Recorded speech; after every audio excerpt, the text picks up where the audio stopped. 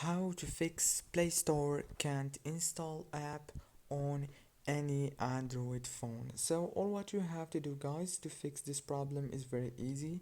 Just go to the settings on your phone and then go to the apps manager page right here, as you can see.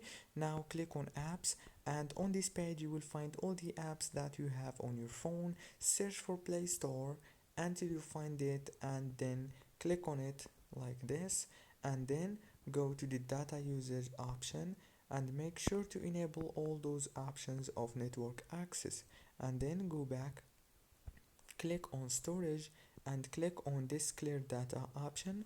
After you click on it, then go down and click on clear cache, and now go back right here and make sure to click on this force stop option.